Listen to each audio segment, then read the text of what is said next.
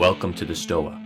The Stoa is a digital campfire where we cohere and dialogue about what matters most at the knife's edge of what's happening now.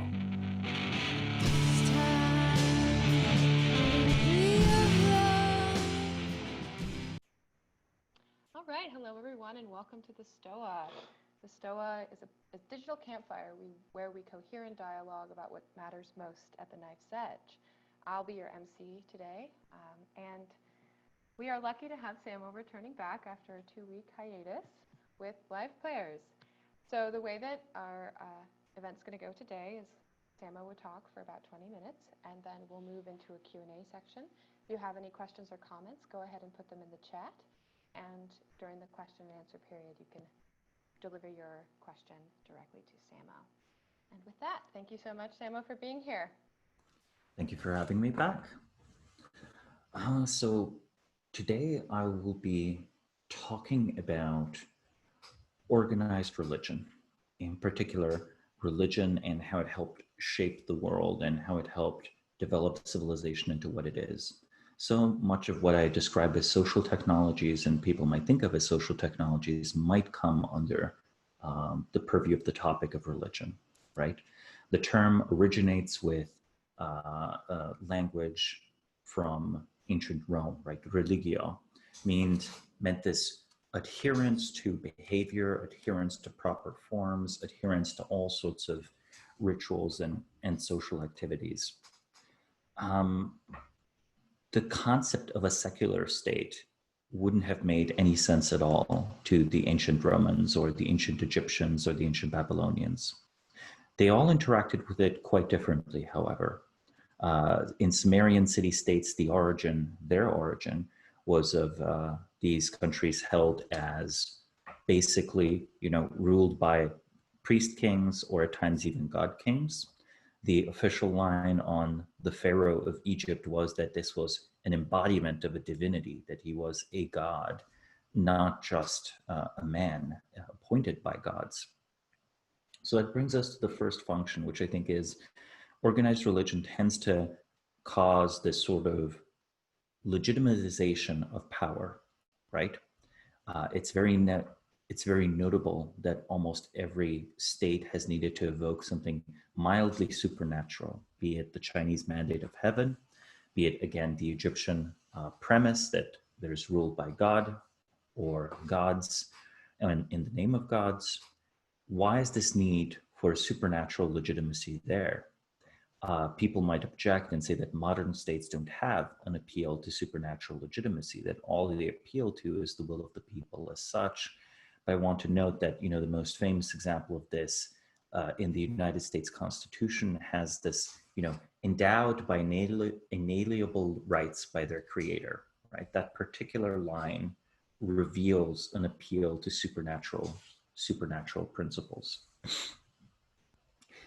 The classic story about this is sort of this kind of Comtean perspective of positivism, right? Of this kind of view of, well, there's the social utility of religion, there's the necessity for the establishment of morals and so on. I think something much more subtle is going on. I think that for something to be considered a legitimate power, it has to feel unstoppable. So it's less about states need religion to regulate morality, and they define themselves as, in principle, always moral. I think it's more a sense that this state, this particular way of being, this particular organization of power is natural and inevitable and unstoppable. So again, closer to the mandate of heaven conception. The particular thing about the regulation also of interpersonal morality, it's less in the establishments of things that are right or things that are wrong, and more the establishment of commonly shared and recognized legible ways to deal with conflict or to deal with life. If everyone is defining their own morality, if everyone has their own basis and their intuition, communicating moral judgments and facts becomes extremely difficult. One of the barriers that is filled here is that the positing of this external arbitration, this external thing that absolves you of moral responsibility or of doubt, that can regulate everyday interpersonal interactions very well. The interesting thing about making these interpersonal interactions legible, by making there to be clear limits to what is and what is not reconstitution for moral wrongs, things that a state might not regulate, is that it inches society towards a higher trust equilibrium, all else equal. Instead of having very local norms where you know exactly who in the tribe is or is not really, repentant for their actions, you might have something rather simple, something that could be done in the city square or can be done in front of many people that allow you to be forgiven and return into the fold, or to be, unceremoniously cast out from the community, make it very clear that, you are beyond saving, that there shouldn't be normal social interactions with you. When the Romans in their early history wanted to declare someone an outlaw, there would be this term homo sacer, like holy man, as in this person has been rendered onto the gods. They're holy. Human laws no longer apply to them, which of course, again, much as the term outlaws means that, killing you is not a crime, right? So the concept of an outlaw is someone outside of the protection of the law. And in an interesting way, declaring someone sacred made them therefore very subject to a lot of danger, a lot of violence. That might seem so paradoxical for the conception of religion as basically being this thing that gives us morals, but it's not at all paradoxical if we see it as a way to resolve basically procedural issues, or to augment human intuitions of violence and forgiveness and cooperation and modify them, right? Introduce new social tech. The Aztecs had something very similar. To make someone a god, what does this mean? Like in the Aztec context, that meant that you would sacrifice them, right? You would tear their heart out on top of the temple of the moon or of the sun in front of everyone. And the belief was that the person therefore ascends, becomes part of godly nature, but also this horrific violence is visited on them. René Girard's thinking here is decently important. He didn't cite the Aztec example, but he did cite ancient Mediterranean human sacrifice. He had this thesis where the war of all becomes the war of all against one. So the Hobbesian contract, the Hobbesian paradox, where war of all against all, high violence, low legibility, low understanding. The Hobbesian solution is that it's resolved through the social contract of the rule of one over all, or the rule of the community council over all. But Girard would propose, no, it's rather the war of all against all becomes the war of all against one. And this person is essentially arbitrarily chosen, sacrificed, and only later do they come to reflect on and deify the person that in the past was sacrificed. I don't think this is quite the right account, but Girard understands that there is a problem. There's something interesting and unusual to explain about the transition from very local societies to societies that scale, from what are at times relatively violent societies to societies that are perhaps internally non-violent, but externally extremely violent. I think it's not unfair to characterize Bronze Age societies as internally non-violent and externally extremely violent. In fact, I would characterize the modern nation state as being that, but more so, right? So in World War I, you kill someone in, a fit of rage, be it jealousy, envy, you are tried, people think you are a bad person. You fire artillery shells at other people at the front line, not only are you not a bad person, right? Firing artillery shells at people in the trenches. You might even be a hero, right? You might be awarded the Iron Cross, or people at home might look up to you. So there's something interesting about this direction of violence and this moral intuition of where things come from or don't come from. I think that our default intuitions rely on this kind of very interpersonal accounting. To forgive someone, we have to personally verify them, we have to see them, we have to know them. It's not really possible to smooth over all social interactions. We might trust our judgment to someone else. Say, my cousin is wronged by someone. Then my cousin forgives that person.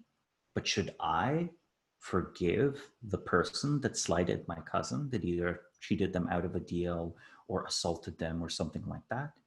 Well, for that to happen, there has to be some way for my cousin to communicate, no, no, no, I'm quite serious. I'm not being modest.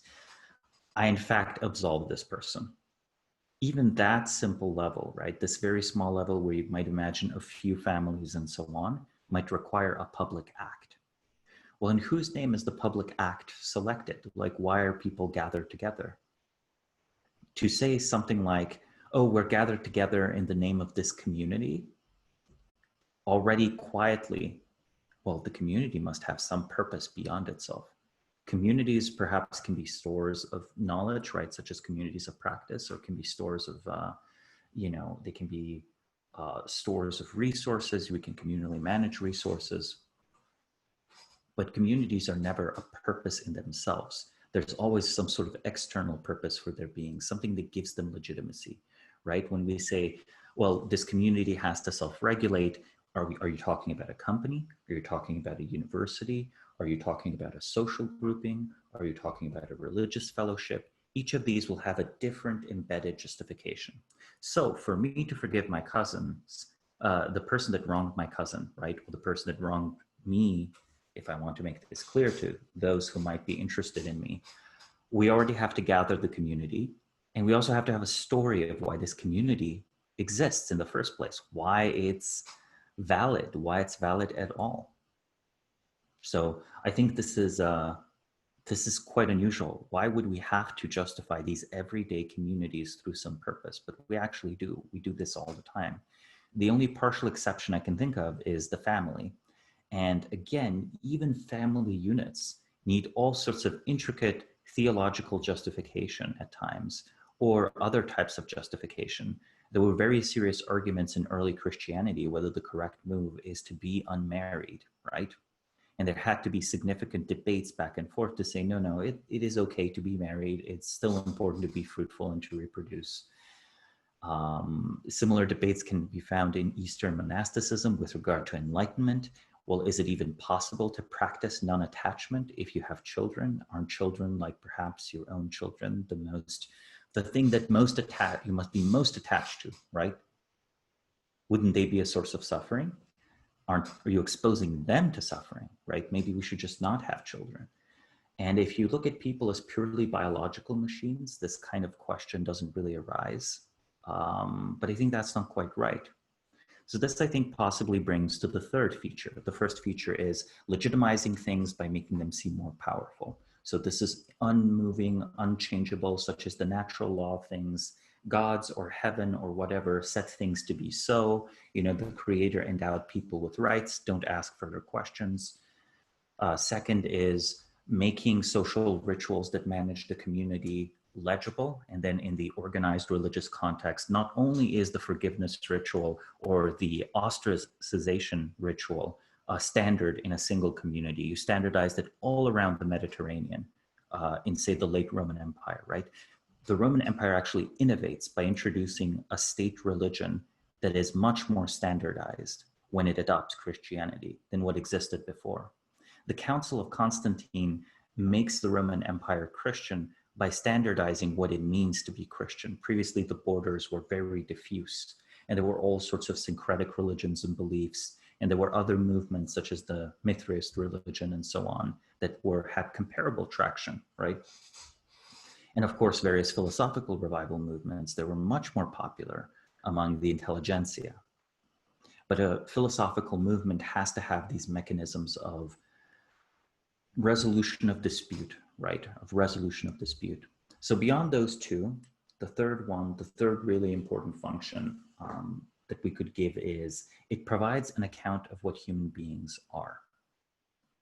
Now, you can have a secular religion in the sense of the word. You can have a secular anthropology that might appeal, say, to a more materialist context or a more neutral context. You might propose that, okay, we basically buy the evo-psych story. This defines who we are, what we're for.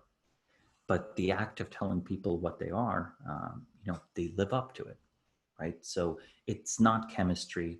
It's not physics. You explain to human beings what they are, and then they do quite their best to live up to whatever the description you gave them. So how do you pick between several possible descriptions of what humans are? Well, that usually was the position of the official religion of a society or its dominant ideology. I think that the exact question as to what is a religion and what is a philosophy is fuzzy, but some sort of supernatural claim is the usual distinguishing factor. I think that it's a relatively artificial division, right? I think it's a division that was introduced partially just to end the wars of religion in the 16th and 17th century. So almost any worldview you can think of, for example, Marxism or liberalism, has metaphysical claims embedded in it that are as difficult to justify on purely rational grounds as any other supernatural belief system, such as Hinduism or Islam or Christianity. So, okay, this is a good spot for questions. Open the floor. Great. So yeah, if anybody has any questions, you can just go ahead and type them into the chat, and then I will call your name in the order that you ask your questions, and we can get started. So, Samo, I'm actually kind of curious as to your inspiration for bringing this topic to us today. It's very interesting to me because I feel like I've been seeing a lot of people start talking about institutional religion just in the last few days. So it feels like a synchronicity that here you are bringing this to live players. So I mean, very possible. I haven't been much on Twitter, but these things often move very indirectly. Yeah. So can you, what gave you the inspiration for this subject? I think it's because it was the one relatively large area of social technology that I left untouched, even though it's so massively central. The three other biggest things you can really think of is basically formation of these sort of state structures and how cities work. And I think I've touched on both, perhaps a little bit less on cities than on state structures. And they have the organized religion setup seems to be the only one that scales so very well, right? It scales better than states, even today. You have people who are nominally in the same religious community, and it can number in the billions. The Roman state religion, right, or its descendant, outgrew the Roman Empire quite a bit and outlived the Roman Empire quite a bit as well. And what are the implications for live players within this, within religious institutions? I think that it's very much the case that whenever organized religion has a growth spurt, like a creation of a bunch of new institutions that are supporting the religion, standardizing the religion, spreading the religion, changing its internal mechanics, changing what amounts to basically social law, right? So law that regulates interpersonal behavior and standards of behavior. All of that stuff requires live player adaptation and change. In its absence, it decays like anything else. So, you could still square this with a supernatural view. You could have a view that, every generation needs a new prophet with God talking to them, correcting whatever ways they've gone off in, right? The Old Testament is very much in favor of this, proposes that prophets are always these people who aren't listened to, these people who are sort of like trying to correct this or that. I think the better perspective is more along the lines that I do think that religions can be redefined fairly flexibly. People's actual day-to-day beliefs are regulated less than outward appearances. And of course, outward appearances are tied to genuine beliefs as well. I'm not saying that none of the people's beliefs change once you convert people from Christianity. Oh, wait. Sorry, I'm sorry. No problem. I'm not saying that, no fundamental belief changes. But the fact is that, say, you might celebrate solstice and you replace it with a celebration of Christmas, or when you're trying to secularize a country, you might replace the Christmas tree with the New Year tree, as happened in Eastern Europe.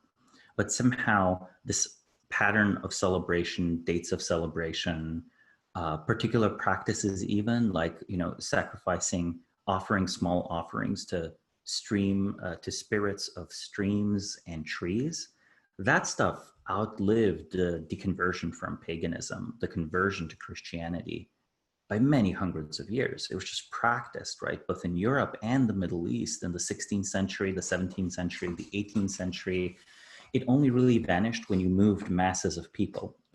Basically, when the agricultural revolution cut the need to have large rural populations and you had heavily urbanized populations. Those populations recently removed from their old physical environments necessarily have to acquire new habits rather than continue old habits. That changes those little beliefs, right? The kind of things where a particular stream, it might be bad luck to cross it without doing this or that local superstition. That does not change just because, your ruler says you are now Christian, or you spoke to the right missionary and you're now Buddhist, or you've been converted to Christianity. Like that sort of stuff is difficult to change. So I think because of this, outward transitions of religion can happen far faster than people assume they can.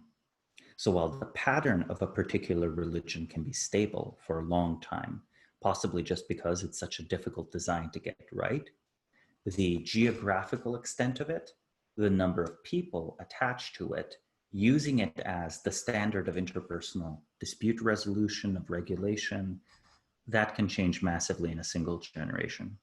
Like 2 or 3 generations are enough to completely change the religion of a society. Not its culture, but just the religion of it. Great, thank you. Paul, would you like to ask your question?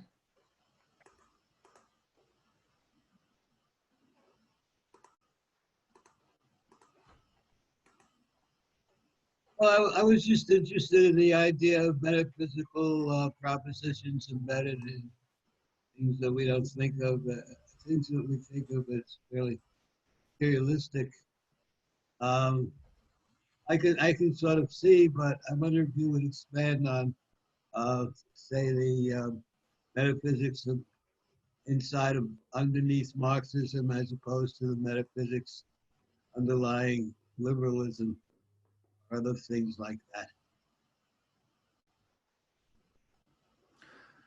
Well, I think that the ideologies have metaphysical claims. Now, we could tease into them a little bit more deeply, but for starters, right, if we look at Marxism, it's not a Hegelian ontology. It's a materialist variant on the Hegelian ontology, right? It starts off, Hegel has this idea that through the dialectic of thesis and antithesis, there comes always a synthesis, and that the entire world is this progress of idea influencing idea until we reach the mind of God, or what he said was the mind of perfection, the state of absolute truth, which then, he equated with God in some writings and chose to not equate with God in other writings. That transformed to, there are stages of material progress, right? Where material conditions give rise to new material conditions, give rise to new material conditions that eventually lead to a transformation of production and abundance beyond all measure. The implicit claim there, of course, is materialism, right? That's the strongest one.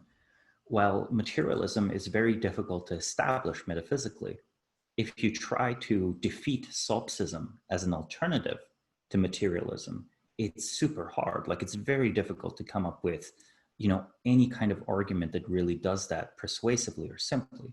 Solipsism being the belief that all of this is a dream, this is just an illusion that I have. There are many people who are effectively solipsistic, even while, say, claiming to believe other things, and you kind of poke into them and you realize, oh wait, they are solipsistic, right?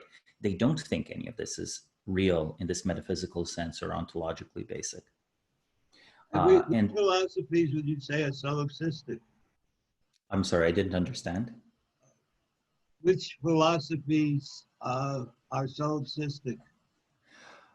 Well, I think many individuals are very solipsistic. I think that I think a lot of the people who work very deeply in media work and language work might believe that all reality is social construct and has no material construct. Some of those are basically panpsychists and believe in the reality of thought and the reality of other people.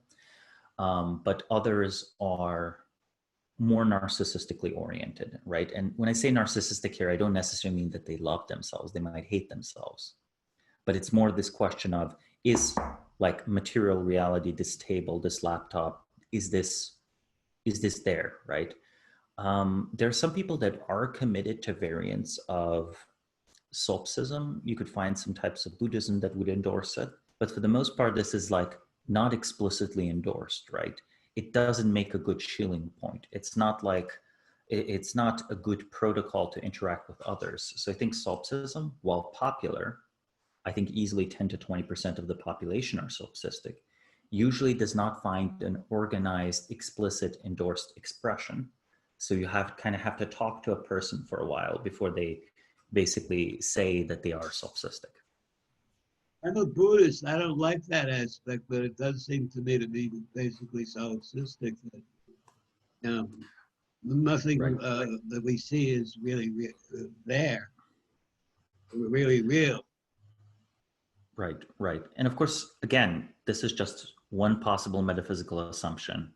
And again, that I used Marxism as an example to illustrate how a seemingly secular ideology does make metaphysical claims. And the metaphysical claims are, you know, if you accept the premises, you can use the premises to show that the premises are true. And if you reject the premises, it's very difficult to show that the premises are true, right? If you don't already assume them. Great. We have a question from Peter. Would you like to ask your question?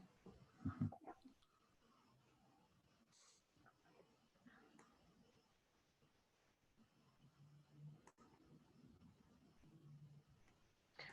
If he doesn't, I can also just read the question.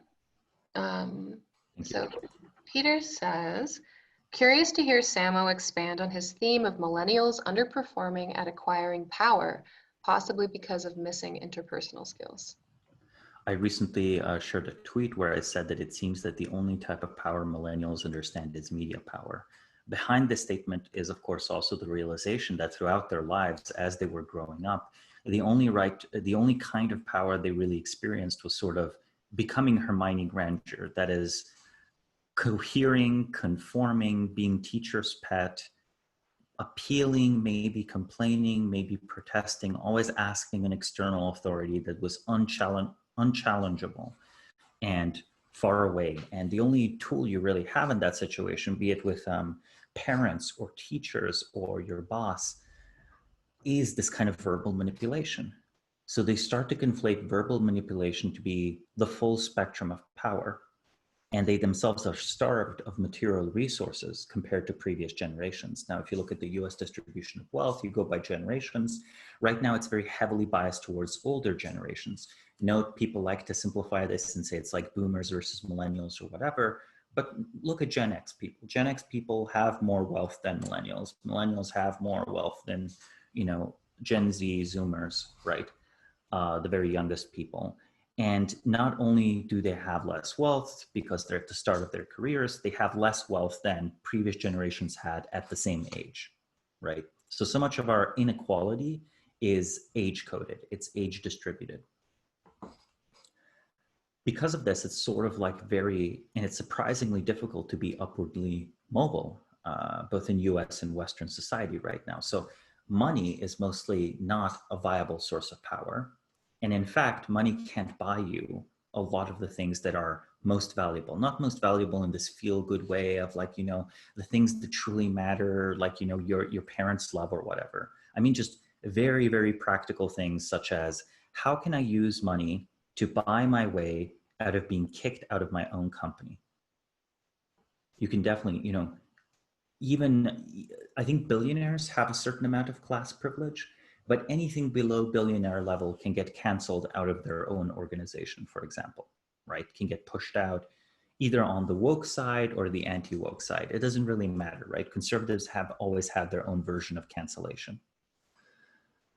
Then the next one is, you know, the ability to build, physical things, organize people, create new procedures, manipulate procedures. I would even go as far as to argue that millennials don't really understand law.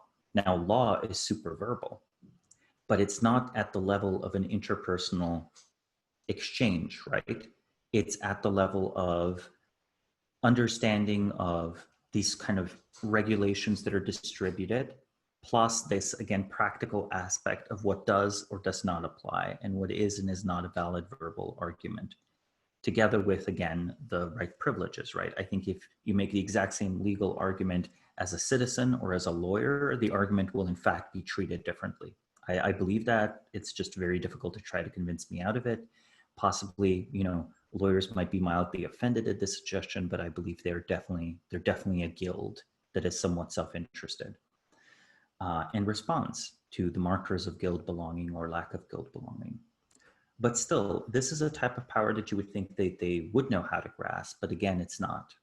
So the only real thing that happens is this natural advantage of interfacing with some aspects of digital media and some of this aspect of some interpersonal methods of pressure. Now, the key skills that I think are missing is that I think millennials were much more atomized than some previous generations of people, and they've had fewer experiences of having open leadership positions available to them. So they've just, in terms of leadership skills, and again, this is not to blame them. I'm a millennial, right? It's just objectively lower than that of baby boomers and is objectively lower than that of Gen X. So once those older generations go away, it's not like there's a sudden flourishing and coming into age and coming into reality. Rather, it means that the new elite who inherits the wealth of the previous elite, it doesn't really matter for the purposes of inequality, whether it will be the children of the boomers or the lawyers of the boomers that inherit the wealth that the baby boomers hold. Both are unequal societies, right? Whether it's the lawyers or the children, the next generation of American elites is going to have an impoverished understanding of what is power, what is reality, how to achieve things. In other words, they will still be elites, but they will actually know how to wield far fewer of the forms of power that are available, meaning that in a way, their control over society will be lower, which is perhaps good. But in another way, the coherence of society and the functionality of institutions will be radically lower, which is not good. Hopefully that answers the question. Yeah, definitely. SG, would you like to unmute yourself and ask your question? Hey, thanks. Thanks for the presentation. My question is a bit generic, but it's looking at how national myths sort of have come to have such a strong importance, maybe especially in the 21st century. Have they in some ways replaced religious myths in their ability to coordinate mass amounts of people? Sir, could you say that again? My audio cut out. Sure, no worries.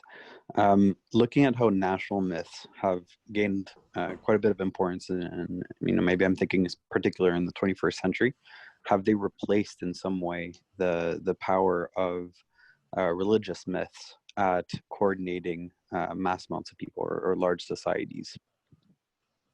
Partially, yes. I think just 19th century style nation states were significantly, they were digging significantly into the same well of resources that was once sort of the province of organized religion. I think 20th century states also added a story of what happens at the end of the world and a sort of story of why they themselves are the inevitable consequence of whatever's developing in the world.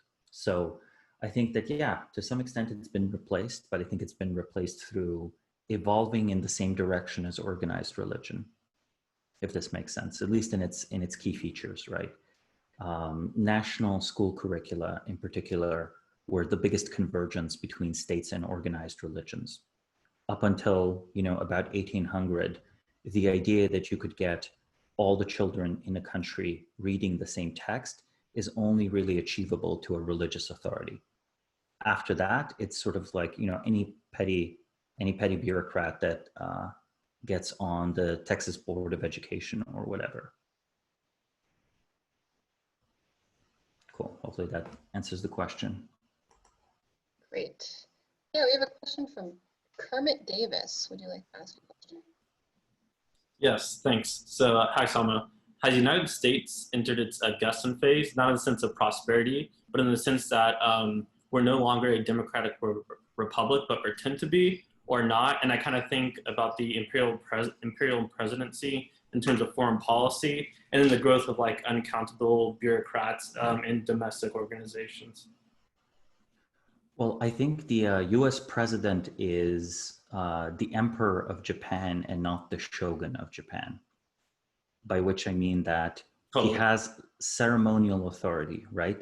And everyone sort of on a gut level, if you talk to Americans, you realize a lot of them think that the president runs the country, right? Just on this kind of like emotional believed level, not on the rational level. They'll say 3 branches of government and all of that, but the president is assumed to run the country. And there's a general obsession with the presidential election versus all the other mechanisms you might choose to influence government with. I think the presidency is stronger than ever, and the president is not weaker than ever, but weaker than the president was 50 years ago. I think the president is currently stronger than the president was 10 or 20 years ago. Partially, this is, just sort of the weirdness of Donald Trump, where as long as he can use Twitter and as long as Twitter can't ban him, he has a direct method of speaking to his followers, right, outside of government. This was lacking. I think people should understand presidents did not have the ability to speak directly to their supporters for most of the 20th century, right? It was intermediated through media organizations. So, okay, there are a few minor things pushing in that direction, but still the disconnect between presidency and president is vast. I also think that power has been accrued by the Supreme Court and by the US intelligence community at a much faster rate than the president has. If you say compare the US president to the US intelligence community in 1950, the president is in charge. By 1960, it's almost certainly the agencies. By 1980, it's not even in competition anymore. However, by the 1980s, the intelligence community fragments almost fractally. So any, say, individual intelligence agency might end up being weaker, but the intelligence community as a whole runs the country in a relatively oligarchic fashion, I think. So I would say that we are sort of in the era of senatorial abuses of power there, except the real Senate is not Congress, right? If we use the Roman comparison. Thank you. We have a popular question here from Tushar. Would you like to unmute yourself and ask a question? Sure. Hi, Samo. Hey, good to see you. Likewise.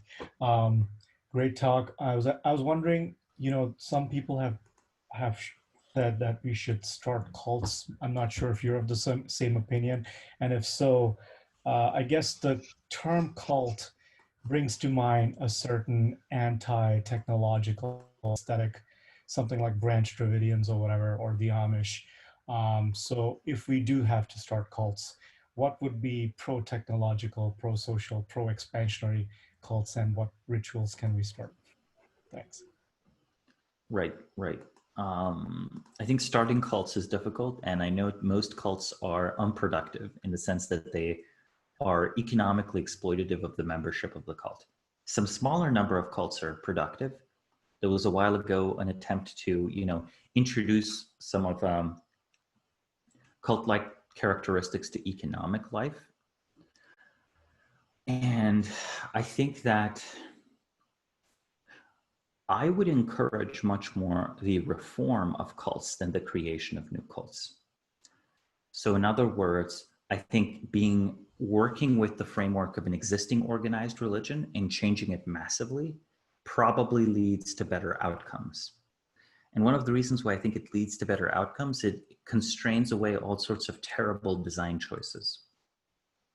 It also means that almost instantly you start with some social legitimacy rather than zero social legitimacy.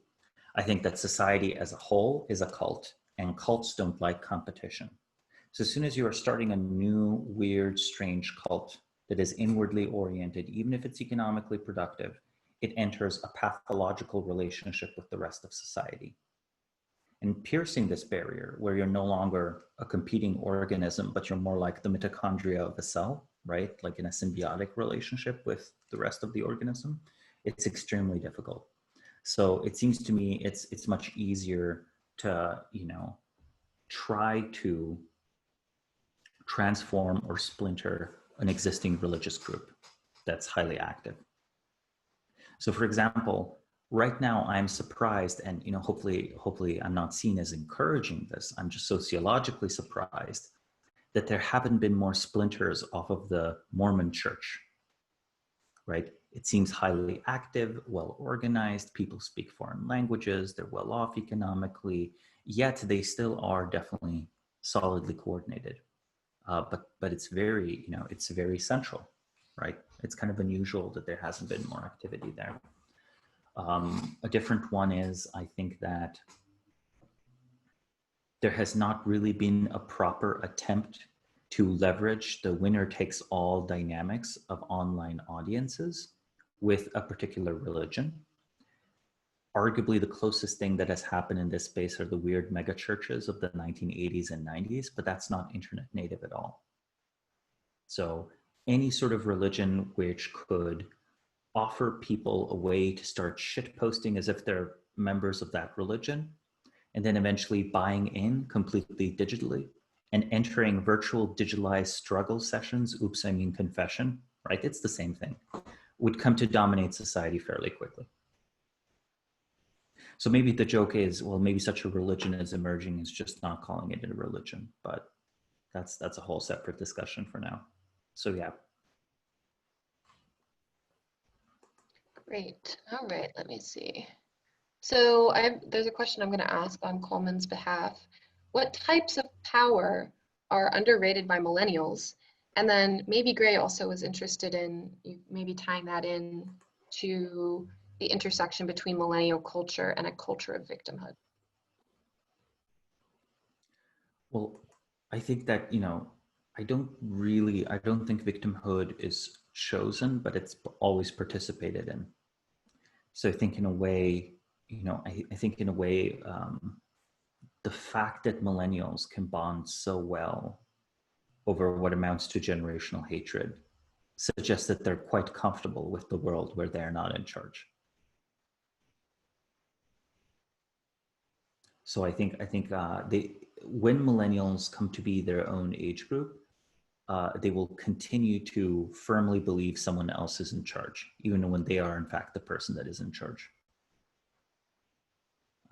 I'm not sure whether a stronger overlap can be made there. Like you could consider, say advances in various kinds of social norms and so on to, be adding to the cult of victimhood, but I really don't think it's that complicated. I think it's much simpler.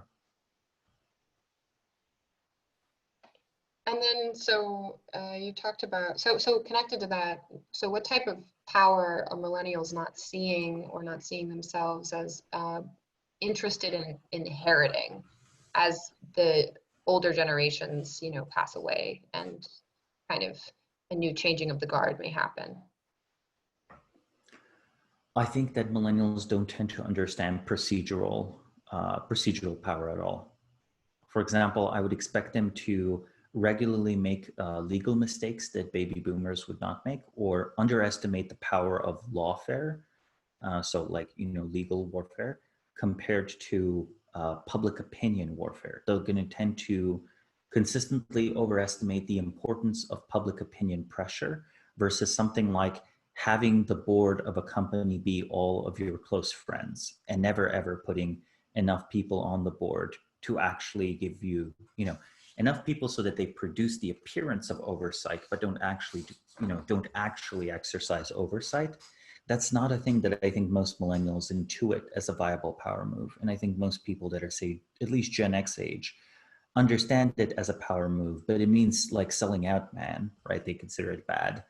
And I think slightly older people don't even consider it bad when they discuss it privately. So procedural power, either in the legal variant or the office politics variant. Another one would be, I think they undervalue property. It's a little bit of a sour grape situation, but they've not had property for so long that they don't understand that actually owning land, and especially owning housing, is the way American society is structured, your ticket to being kind of like, part of the welfare state. I think America has a real welfare state, and it's oriented towards homeowners. And I think everything outside of that is like a fake welfare state. Cool. And another one is perhaps possibly the value of being able to produce physical things. Whatever people say, they want physical things, and smuggling is always possible. So you can always manufacture something and launder it through an intermediate organization and still take a significant cut for what you manufactured, right? So this idea of doing like physical products, producing things, it doesn't land naturally, right? So I don't think any millennial is inspired to be an industrialist. Interesting, thank you. All right, let's hear from Anish. Would you like to ask your question? Hi, am I audible? Yes. Okay, so the question I had, and I'm going to mostly read it out, is, so you mentioned that, in the beginning, that a lot of the stuff that we are dealing with is public opinion stuff, like millennials do not seem to have a very good sense of power other than that. So it seems that the ability to create or reify or draw boundaries around local social contexts as opposed to mass media contexts seems upstream of most of the issues that are exercising people today. Do you have any thoughts on that? Like, will a corrective radicalism about communal self-protective norms be the next development? I mean, we seem to be seeing things of that kind already happening. Look at the explosion of private and curated spaces like the one we are in, and the upsides of downsides of this further development. I mean, I gave an example of how this would feel like from the inside, which is, speaking about anything that happens here to the outside world is, we don't have these norms yet, but I expect there are quite a few spaces like this out there. Like, if you speak about anything that you hear here outside, we'll treat that as defection and throw you out.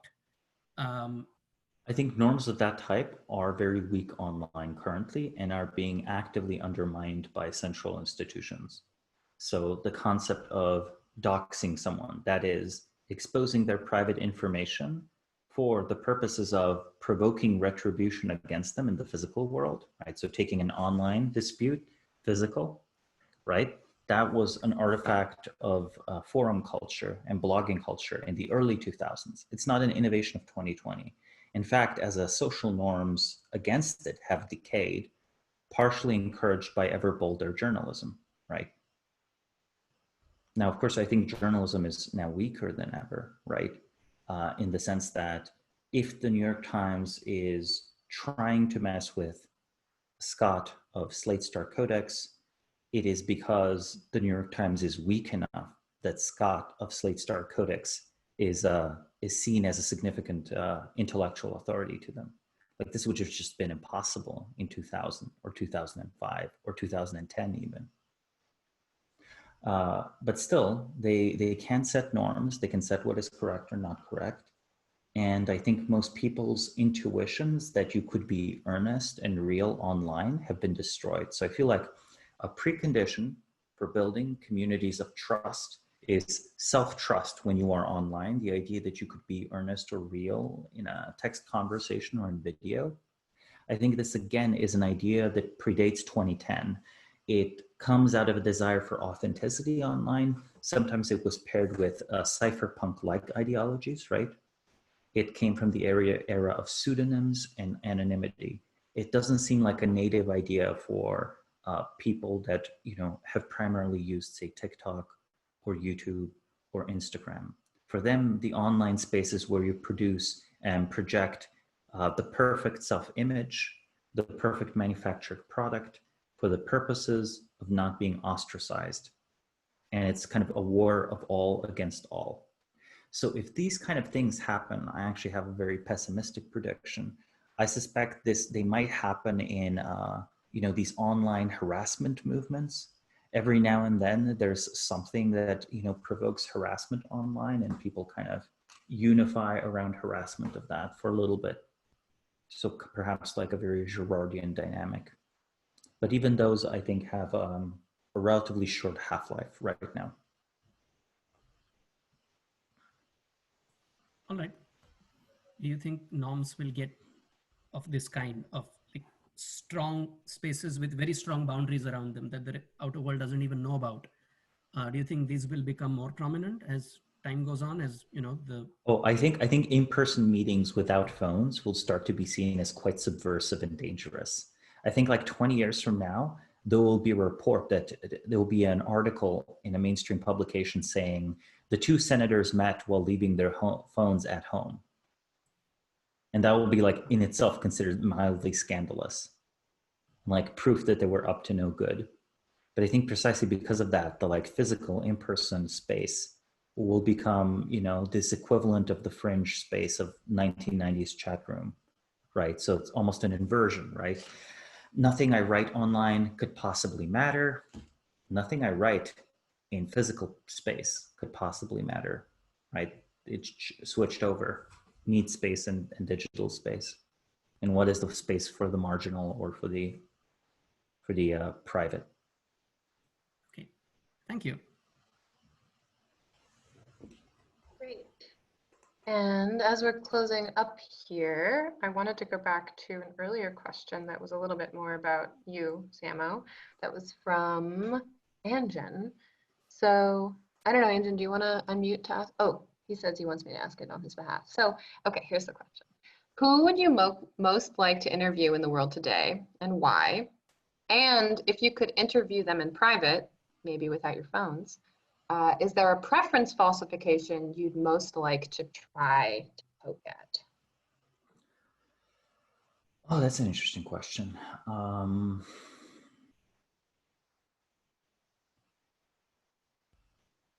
It's a long list of people I'd want to interview.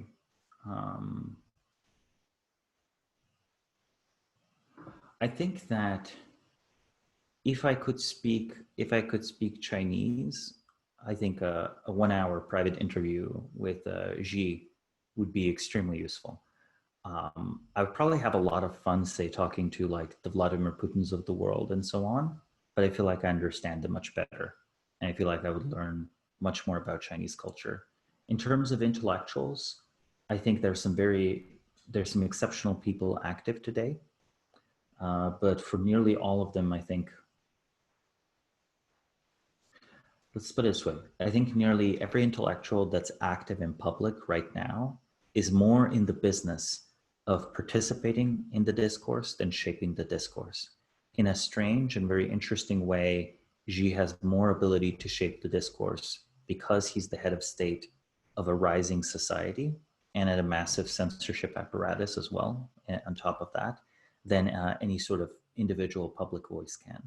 As far as I've been able to tell, if you're truly separate from the establishment, the maximum audience you can reach is a few 100,000 people, right? And that's not enough to shift society here or there. So in a way, the intellectuals are like less, they're not very much the drivers of society right now. Interesting. And I guess we'll finish up with a question from Rachel Haywire. Would you like to ask your question? What we were talking about before about the Girardian scapegoating and the right having its own cancel culture, we're currently witnessing a time with the Harper's letter, et cetera, all the leftists are being canceled. What happens when you get canceled on the right because you're dealing with Straussians, prestigious, how would you handle that effectively? Yeah, it's very interesting. Like the playbook for how you handle like left cancellation is much more explored, isn't it? I think with right cancellation, the main effect of it is that they are very much obsessed with positional victories, right? So particular opportunities being denied or particular titles being taken away, which means that as long as, for example, if they don't receive, if they attempt to pressure someone to fire an individual, and the individual is not fired, but the individual later mysteriously finds themselves in a new position, they basically like lose motivation to pursue that target. Does that make sense? If a person is fired or if a person is denied an application, that's a win. If a person is still visibly grasping for the same position, they also consider that sort of a win. If a person goes to a different position, they don't quite know what to do with it. And they start losing coherence because the organization is very ad hoc and usually quite bounded in which industry or domain it works at. They're not as good at as cross industry or cross domain gatekeeping. I see. So go to the side door, not the front door or the back door. Yeah. All right, great. So we're kind of wrapping up here. Samo, do you have any final thoughts that you would like to leave us with before I read out some events? It seems to me that this transition in society, right? We are right now in a perfect moment for the white collar class to start believing new things, because for a little bit, the white collar class is at home and unsupervised. This position is only, this situation is only going to last for a few months. And the only people who get to stay at home are people who already are exercising some amount of, economic surplus or class privilege or whatever. EA essential workers are just out there, right? That's just happening. How can you make them think? If you could make them think, or at least read, you have the opportunity for beautiful growth right now. Like whatever it is you're thinking about, like whatever it is it a public intellectual career? Is it a political career? Is it a new religious or social movement? Right now is your opportunity to do something with the bored people at home. You have a captive audience.